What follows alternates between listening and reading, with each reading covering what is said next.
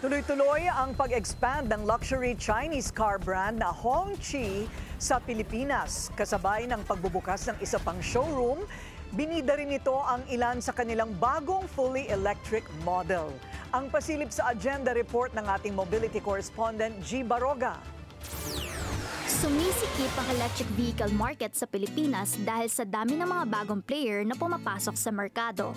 Kabilang dyan ang Hongqi Philippines, isang luxury Chinese car brand na isa rin sa pinakamatagal na sa mundo. Hindi lingid sa kaalaman ng kumpanya na matindi ang kompetisyon sa local auto market, pero ito raw ang exciting part.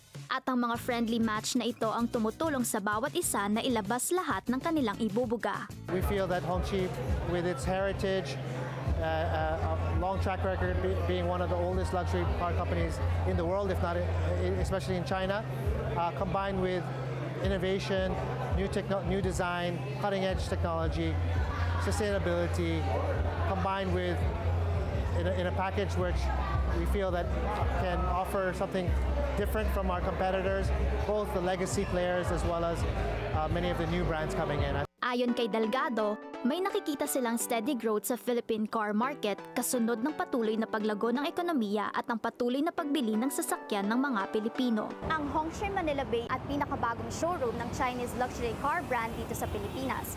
Bago pa man ito tuluyang makapagtagal, balak na ng Hongqi na palawakin ang dealer network nito sa labas ng Metro Manila.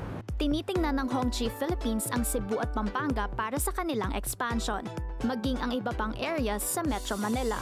Nauna nang nabuksan ang mga dealership sa Bonifacio Global City, Alabang at Quezon City. Sa pagbubukas ng Hongqi Manila Bay, dalawang bagong fully electric model din ang inilunsad, ang EH7 Sedan at EHS7 SUV. Gaya ng auto market sa ibang bansa, patuloy ang transition ng Pilipinas sa electrification gamit ang mga bagong teknolohiya na sumusuporta sa battery electric, hybrid at plug-in hybrid cars. At gayon din ang Hongqi.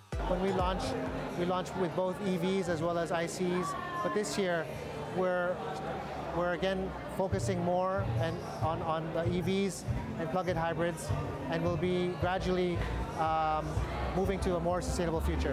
Bilang suporta sa EV push ng bansa, maglulunsad ang Hongqi ng sarili nitong charging network na may sarili ding app kung saan pwedeng makita ang mga available charging station at may payment system din. Focused ngayon ang Hongqi sa pagpapalakas ng kanilang brand sa pamamagitan ng pagpapalawak ng dealer network nito at pagpapakilala ng mga bagong modelo para tugunan ang demand ng Filipino car market. Para sa agenda, G. Baroga, Billionaire News Channel.